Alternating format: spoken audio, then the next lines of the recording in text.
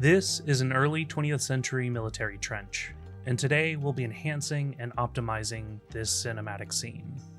This scene is currently available on the Fab Marketplace if you'd like to follow along. We'll be doing an intermediate deep dive on 3 unique features inside of Unreal Engine 5. Landscape blending with Megascans assets using RVTs, procedural scattering with PCG, and we'll take a look at Unreal Insights to help us profile and optimize the scene.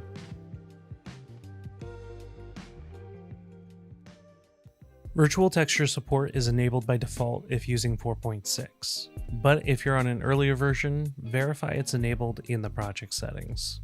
Let's take a look at this basic landscape material I've created. I have a section for layers, adjustments, a landscape layer blend, and I connect the result to a material attributes output. If you'd like to use material attributes, you can do so by ticking the box in the details panel. Let's take a closer look at the base layer textures material function. The first thing that's important to cover is that in order to use RVTs to blend our landscape with Megascans assets, our landscape material has to reference regular textures instead of virtual textures. This is because there's no feedback pass, so the engine doesn't know which tiles to stream for the SVTs. There's a couple ways to ensure we're using regular textures instead of virtual textures. You can right-click a texture, and if it says convert to regular texture, then select the option. We can also open the texture, search for virtual, and select the convert to regular texture button. Back in the base layer textures material function, let's take a closer look at the height section. I'm using the green channel for my height map to drive the displacement and the height output, which will be used for height blending the landscape layers. With DXT1 compression, the channels are compressed to R5, G6, and B5, which makes up the 16-bit color format. So I like to use the green channel to get a little bit better quality with things like roughness and height maps. One thing to note is that DXT1 compression is very aggressive and prone to artifacts at lower resolutions. If you find those artifacts to be too much, try other compression methods, such as BC7. With better quality compression, you'll see bigger file sizes. However, you may also find you can lower the resolution further on textures while still having better end quality. So it's important to experiment and see what works for your specific needs. Let's take a look at the base layer adjustments material function now. This material function contains most of the material adjustments, including base color, roughness, and height. I've created a material instance from the landscape material, and I just want to get it set up in my scene now. Once the material is assigned to the landscape, I need to go to the landscape mode and then select create layers from assigned material. Now I'll create the weight blended layer info objects that will contain the data generated when I'm painting my layers. You'll notice that my landscape is still black, but that's just because I need to paint some layers to get them to show up. To enable Nanite displacement for a landscape, let's jump back into the landscape material and go to the details panel and search Nanite. I'll enable tessellation, and under the displacement dropdown, I'll set the center to 0 and so our landscape remains in the correct location. Magnitude controls the intensity of our displacement, which is directly affected by the z-scale of the landscape being set to 100. So I'll keep the magnitude low to compensate for the z-scale. I'm not seeing displacement on my landscape because I still need to enable Nanite and build the data. Then we should see displacement take effect. It's a bit hard seeing displacement on this mud, so let's paint a layer of rock and see what it looks like. The rocks are a bit much, so I'm going to jump over to my material instance and dial the displacement down a bit. Now that the landscape material is set up, let's dive into making use of RVTs to blend the landscape with Megascans meshes. We'll need to create 3 RVTs, one for the base color, normal, and roughness, one for displacement, and one for world height. Before we get into editing the materials, we also need to assign each of these RVTs to the landscape. Once added, we can select Create Volumes to generate the volumes which automatically scale to the size of the landscape. Let's jump back into the landscape material and get the material attributes we want to project into our SVTs. To start, let's get our base color, roughness, and the normals. To project these attributes into our SVTs, we'll need to drive them into a runtime virtual texture output node. At this point, we could choose to use our material attributes to avoid using SVTs for the landscape, but in this case I want to sample from the RVT that we set up earlier for base color, roughness, and normals. To do so, I'll search for a set material attributes node, add base color, roughness, and normal, and then connect the pins. Everything is looking okay in the scene, but now we need to add functionality for displacement. Let's do that by adding the displacement output for our Get Material Attributes node, and make sure it's connected to our runtime virtual texture output. Now let's duplicate the RVT sample node and replace the currently assigned RVT with the displacement RVT we created earlier. Let's also add a displacement pin to our set material attributes and connect the second RVT's displacement to the pin we just created. Back in the level, we can see that displacement is working again. I've duplicated the default virtual texture Megascans material and will use this as the source material for assets I want to use RVT blending with. I'll grab a world position node and a RVT sample node to sample the world height. If I subtract the world position and Z from the world height on my RVT sample node, we'll get an evenly split black and white mask. Now I can add to this value to shift the world height up and down, and I can divide the value to blur the transition. I'll add a 1- to invert the value and a saturate node to keep the values between 0 and 1. This is important whenever using a linear interpolate node, since the values outside of that range can produce odd effects. At this point, I'm playing around with values to get a feel for how these parameters will affect assets in the scene. Now I just want to visualize the mask by plugging it into the base color. From here I can dial in the settings to something that will work for this particular asset. The mask is working well for the asset, so I'm going to set up a named reroute node called alpha that I can call in other parts of the graph. I'm adding a linear interpolate node to blend between the static mesh base color and a value of 1 using the mask we previously created to drive the alpha. With the basic blending setup, it's time to sample RVT base textures and connect the base color, roughness, and normal to their respective linear interpolate nodes. It's a bit hard to see if the blending is working or not, but if I switch to unlit mode, we can see that it is definitely working now.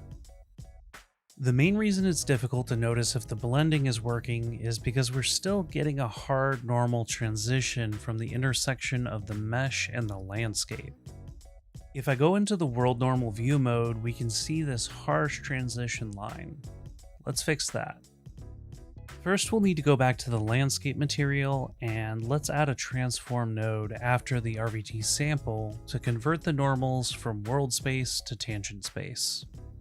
Similarly, in the material for my Megascans mesh, I need to do the same.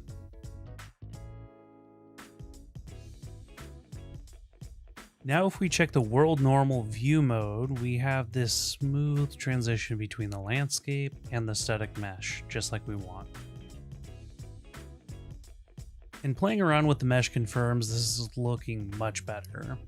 It's worth noting the seam will still be somewhat apparent when the mesh faces are perpendicular to the surface of the landscape. I want to upgrade the masking by adding in some edge breakup. A simple way to do this is by using a noise node along with some parameters to control intensity and contrast of the noise. It's worth noting that a noise node can be a little expensive compared to using a texture sampler. Now we can use a height lerp node plugging our previous alpha into the transition phase and the noise mask into the height texture input.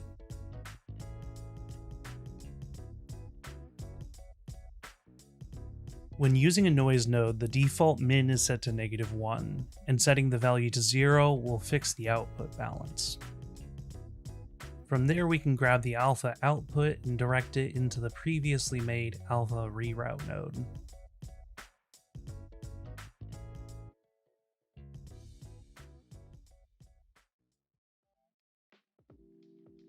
If you've used virtual textures for any amount of time, you've likely run into the resizing virtual texture pools message before. Let's go to the project settings, find the virtual texture pool settings, and discuss how these work.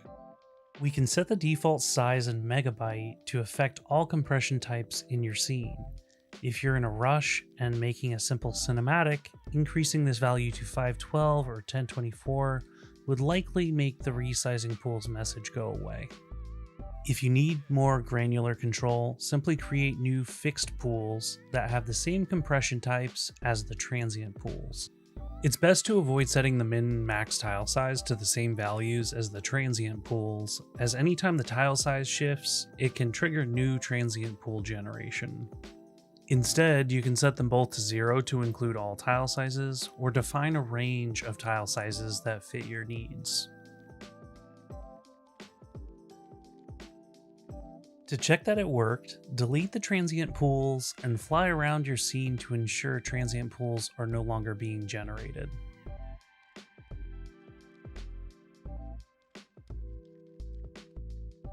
Let's go over some additional settings, console commands, and what the feedback those console commands are telling us about our scene. Our VT residency show 1 will display some live graphs going over how much memory we're using for each compression type being used in our scene. The red line represents pool occupancy from 0 to 100%. This is the culprit for the resizing pool message. Typically, it gets oversubscribed from small default pool sizes and having a higher resolution output. The green line represents mipmap bias being applied to keep residency below 100%. If fixed pools have enable residency mipmap bias ticked on, and you're becoming oversubscribed on the red line, then this feature will kick in to keep it below 100%. The yellow line represents the fixed pool occupancy. This is a locked value that can become oversubscribed when there's a very large number of loaded virtual texture assets. Back in the project settings, I want to increase the tile size quite a bit to see if I can get better resolution on my textures. This will prompt a required restart of the editor, and after reopening the editor, I'm noticing some glitches and I'm getting the resizing virtual texture pools message again. Our VT residency notify 1 notifies you if you're oversubscribed, and I can see that I'm oversubscribed in DXT1 compression. Let's also take a look at our graphs now and compare them to when I had it set to 256. We can see that page residency automatically created temporary pools to keep them in memory, and what we're actually oversubscribed on is DXT1 in the locked page residency. I'll need to reduce the amount of virtual texture assets in my scene to get that back in memory. Stat virtual texturing can be a helpful set of diagnostic statistics that can help inform how SVTs are being used in your scene. Lastly, VT borders is a useful way to visualize the tiles being generated for your assets.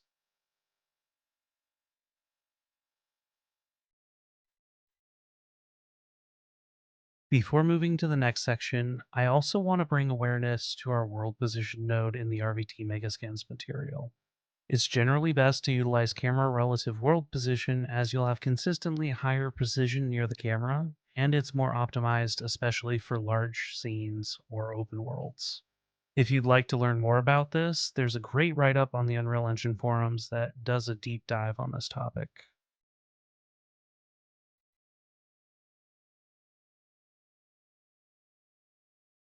In this part of the tutorial, we'll create 3 PCG setups that can prove useful when making environments.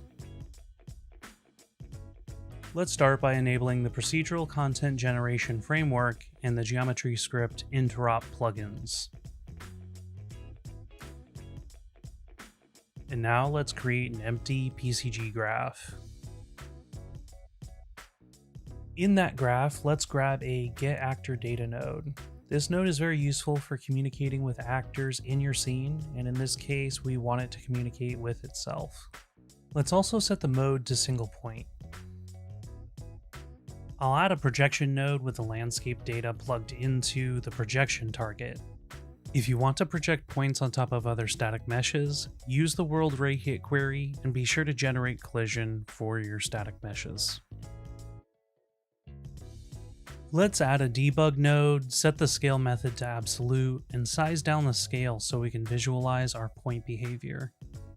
That looks right, so let's spawn a static mesh in place of this single point by adding a static mesh spawner and adding our mesh entry.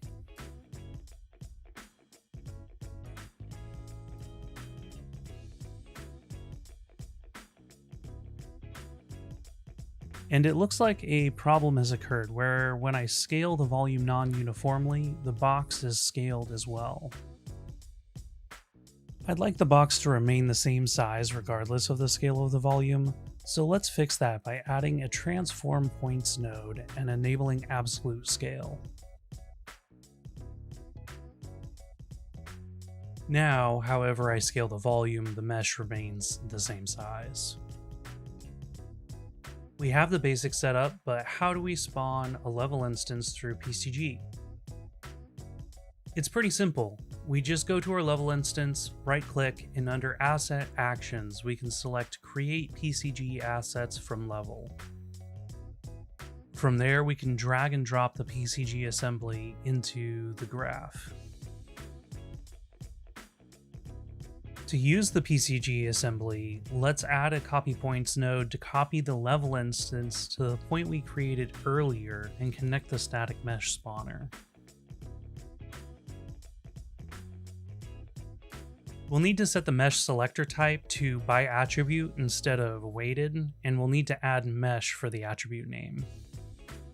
Everything appears to be working, and now we can set dress with this PCG graph in the same way as a level instance with the benefit of being able to build up procedural features in parallel with or after set dressing. Let's go another direction and try scattering some rocks on top of this landform mesh. I no longer want projection, so I'm going to clean up this section a bit. And I want to copy points again, but this time I'm going to use a mesh sampler for the source. And let's visualize what this looks like using our debug node. It's a bit hard to see anything, so let's change the scale method back to extents. Now let's randomize the point density before a transform node to achieve some random rotation and scale. We can do this with an attribute noise node with the input source set to density.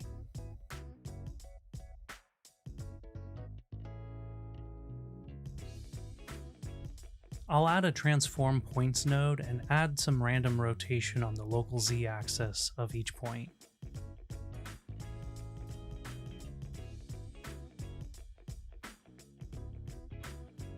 Now I want to add some noise to break up the uniform scattering. To do this, I'll add an attribute remap to control contrast of the attribute noise, and a spatial noise to create a purlin-like noise that'll get multiplied over the random noise for a varied look.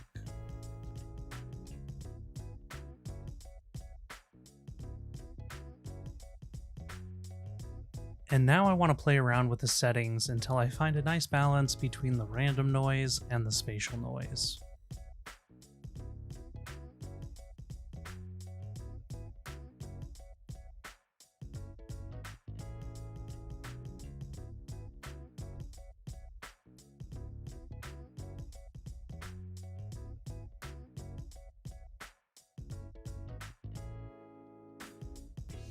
Let's bring in a density filter to filter out some of the points using this mask we've created.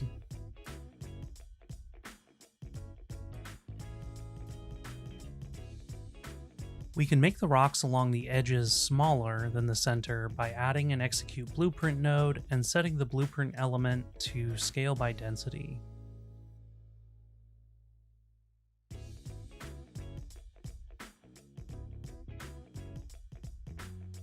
I want rocks to only show up on the up faces of the mesh. So let's add a normal to density node and play around with the settings a bit.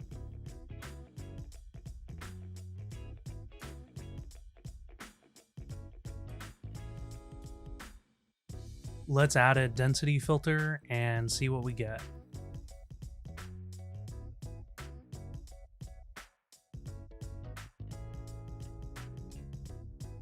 I've added a static mesh spawner with all of the small rock meshes I want to use for this. It looks like we have a small issue where the transforms are misplaced, and it turns out I just had the wrong pin going into the copy points node. If we look closely at the rocks, it becomes apparent that a lot of the rocks are intersecting one another. We could use a bounds modifier with self-pruning to clean it up a bit, but I like an alternative method better. I'll create a graph parameter set to static mesh object reference, set it to an array, and then I'll add the small rock meshes to this parameter. After the density filter, I'll add a match and set attributes with our static meshes graph parameter plugged into mesh data. From there, I'll get the bounds from mesh, bounds modifier to adjust the scaling, and a self-pruning node. This will prevent intersections while doing so with the actual mesh dimensions rather than a cube. And just like we did previously, we'll need to change the static mesh spawner's mesh selector type to by attribute. I also like to copy the name of my graph parameter and paste it into the attribute name to prevent mismatch names.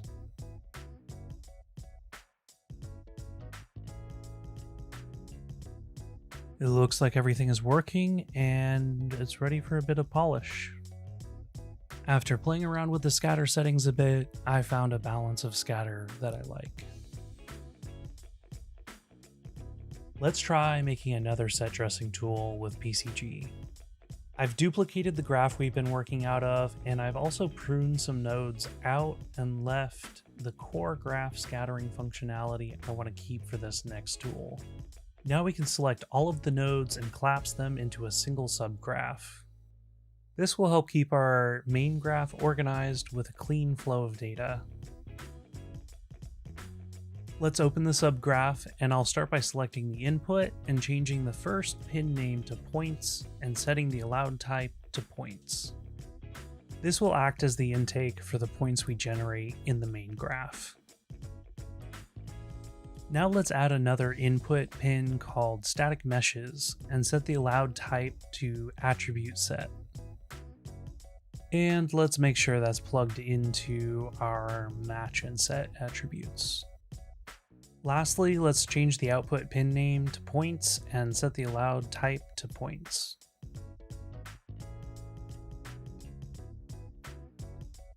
And this is what the subgraph looks like in our main graph now. Shifting gears a bit, let's make a blueprint actor and open it up. Let's add a spline and a PCG component. On the PCG component, we'll add our main PCG graph, and on the spline component, I want to enable closed loop. Now we can position the points wherever we want to have a good default size when dragging and dropping the actor into a scene. And this looks like a good size to me. Let's jump back into our main graph and search for the get spline data node.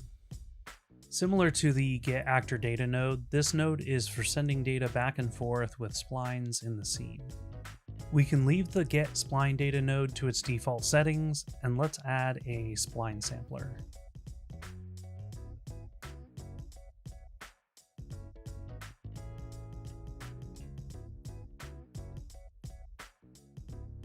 In the spline sampler settings, let's set the dimension to on interior and set unbounded to true. I'll also increase the point density by decreasing the interior sample spacing value to 25. And it looks like we have points spawning on our spline in the scene. Next, let's go to our spline sampler and double click on the interior density falloff curve graph to open it in a new window. I find this most useful to create a gradient from the center of the spline to the outermost points, but you can create all kinds of curve effects such as concentric rings.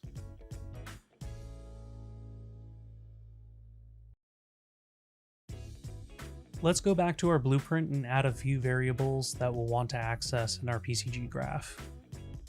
I'll add an integer, name it density, and set the variable to public.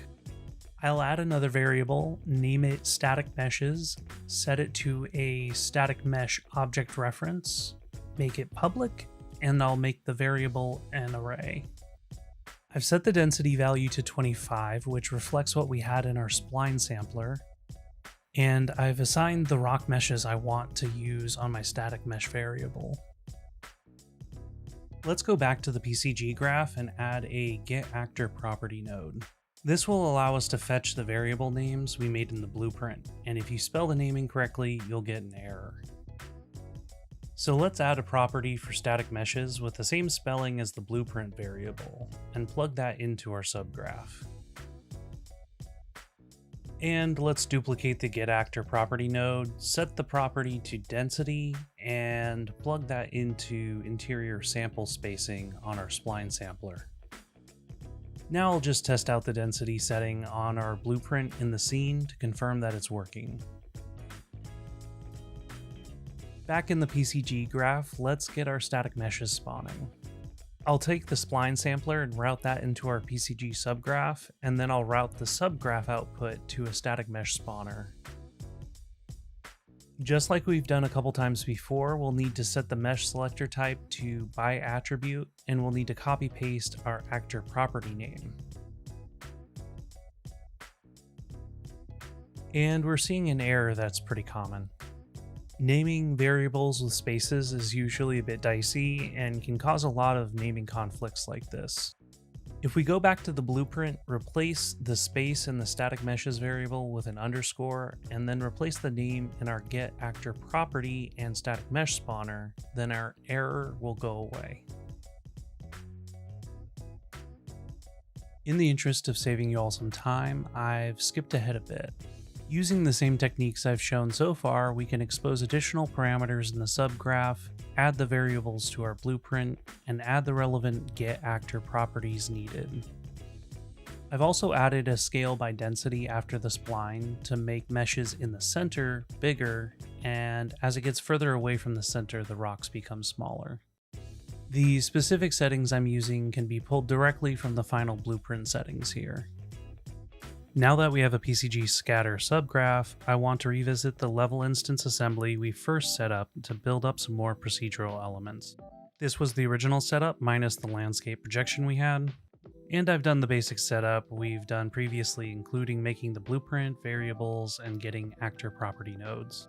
What we haven't covered is that I'm using world ray hit query to drive a surface sampler. In both ray hit query nodes, in the settings, ignore self hit must be disabled.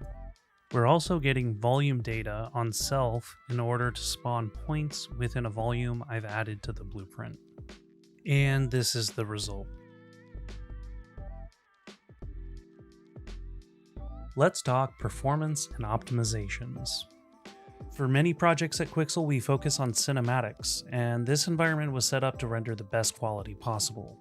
One way to start getting a better idea of our performance is by using viewport stats. Viewport stats could be accessed under the eye and viewport stats. I'll enable stat FPS and stat unit to get an idea of how the scene is running. Given that it's a cinematic scene, it's understandably struggling. Let's get a better idea of what our overhead is looking like by utilizing Unreal Insights. Running an Unreal Insights trace in Editor will capture the performance of the scene and the editor. So if you're planning to ship a project, it's best to run Unreal Insights in a packaged build or via launching in standalone game. To use Unreal Insights, we can select the Trace tab to access the options and settings. In our case, since I know I'm not CPU bound, I want to focus in on the GPU. So I'll go to Channels and untick the CPU. From there, I can select Start Trace from the menu, or I can use the small icon next to the dropdown. After a few seconds, I can stop the trace and then open the most recent trace. This tool has everything you'll need to profile performance in any project, and as a result it can feel a bit overwhelming if it's your first time using it. In this case, it'll be relatively easy to identify where the performance problems are coming from in this scene. In the top row, we can see a graph with spikes. This is our frame time graph where we can select individual frames and gather more information on what happened during that frame. There's also a nifty little guide here on the left that shows a visual for meeting FPS goals. To see more, we can select a frame we'd like to investigate, which will pull up more information including tracks and names. We don't need to look at the tracks, so we can bring our attention to the names. Names are color-coded, green being under a millisecond, orange being between a second and a millisecond, and red being over a second. Already, we're getting some pretty clear information that lighting and post-processing is taking up a lot of resources. And to dive deeper, we can select an option to see the callees. Again, we're seeing very high times to render lighting and post-processing, so let's go back to the scene and see what we can do to optimize. In the project settings, it looks like we're set to use surface cache for ray lighting mode and global tracing for software ray tracing mode, which are both the more performant options, and I want to keep everything else the same for right now. Many project settings can be overridden in the post-process volume, so I want to duplicate my original post-process volume, disable the old one, and start digging through the settings here. Bloom is set to convolution, which is more expensive, so I'm going to set that back to standard. Scrolling down, I want to see what global illumination and lumen reflection settings are applied. It looks like they've all been maxed out, so let's set these back to default and see if we can get comparable quality with these lower settings. And just by changing these settings, we're already seeing dramatically better performance from the scene without altering the visuals too much. Now that we've done some optimizations, let's go back to the trace dropdown. I'll enable Open Insights after trace, and I'll begin the trace. A cool feature with Unreal Insights is that you can set a region name, click Begin Region, and then End Region, and that will show up in tracks as a sort of chapter to help identify and organize performance checks. The key to optimizing any project is profiling, comparing the before and after, and repeating the process. Performance is looking quite a bit better with some easy wins, so let's shift gears and take a look at our viewport settings. If we select the speedometer-like button on the top right of the viewport, we'll see viewport scalability, material quality level, and screen percentage. Most games these days use some form of upscaling, and in our case, we're using temporal super resolution. So let's set up a custom override for screen percentage and set it to something lower, like 70%. And that helped us gain another 20 FPS. If we're still struggling with editor performance, we can always lower the viewport scalability as well, either in specific categories or across the board. If you want to have the most impact while still having higher quality in other areas, reference your trace and reduce project settings where performance is struggling. Thank you all for tuning in, and I hope you enjoyed. Don't forget, you can download the scene off of the Fab Marketplace, and I'll see you in the next one.